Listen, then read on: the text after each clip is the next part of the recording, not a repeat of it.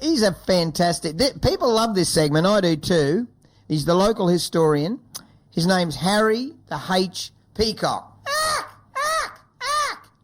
No, you didn't hear Graham Kennedy there. I don't swear. Let's talk to H. How are you, mate? Fantastic, Danny. And look, with all this footy around and combining that with history, I feel great this morning. Oh, what are you playing on the wing for the Jets? You're probably going all right. They haven't played a game this year because the Intra-Super Cup's been postponed, so you probably could say you played for the Jets. Now, Danny, just like everyone in town, playing for the Jets is a dream, so I could only dream about that. Yeah, and it's funny, in, say 20 years' time, so I played for the Jets in 2020. When they look up the records, they didn't have a competition that year. But like every Kiwi that comes to play rugby in Australia, they're a junior All Black trialist till they get out in the field. Now, it's 8:15. I know for a fact, years ago, back in the late 1800s, I think the English rugby side, the British Lions, came here and played, and there was massive crowds. Oh, yeah, the sporting tradition in Ipswich has always been huge from the 1860s, 1870s. The first footy team in Ipswich was founded in 1870. What, rugby league or soccer? 150 years. Well, it was kind of an Aussie rules team back then, but it changed into rugby. That's an outrage.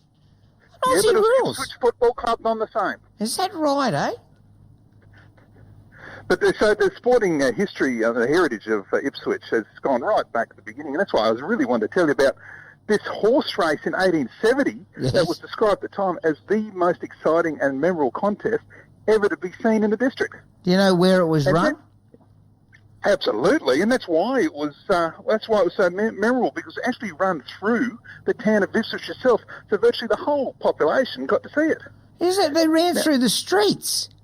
Yeah, that's right. Now, it's a bit of a story because it was between a local guy, William Stanley, and the well-known detective John Barry of the Ipswich Police. Right. Now, the race happened after a debate on the Sunday night about the capabilities of their respective horses. Now, the course was set for 7 a.m. the next morning.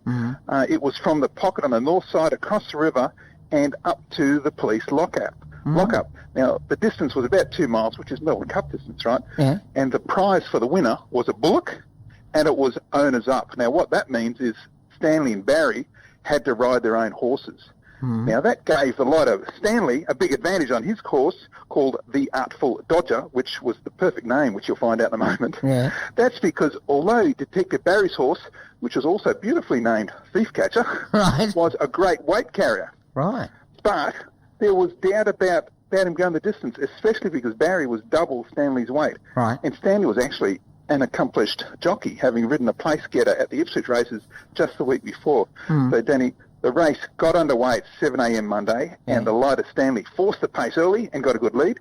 They went across the bridge where Stanley had to ease up, and Barry closed the gap. They raced down Bremer Street and then a sharp wheel onto East Street before Stanley galloped into the police lockup yard as a couple winner. Mate. But the story gets better. Yes.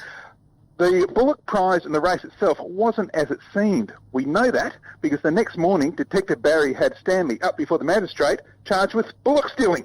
Oh.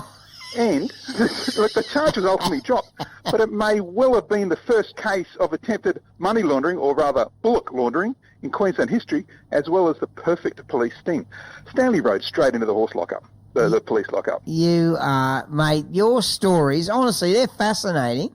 And people do contact this little radio program and say they love it. So how do we get a copy of anything that you do? Because you were writing a book, weren't you? Yep, that's right. There's a book on a fantastic 1860s house in Brisbane that I'll be bringing out soon, and that's actually got a really strong Ipswich connection. And you can find out more about Detective Barry, because I'll be posting his story up this weekend, because like the story just with him, quite apart from that image of that race through the streets of Ipswich 150 years ago, is fantastic. But go to historyouthere.com. Historyouthere.com. Harry H. Peacock. He's exclusive to the great. He's exclusive to West Bremer Radio. Oh dear. It's hard to forget. 8, 19, 11 years, you know.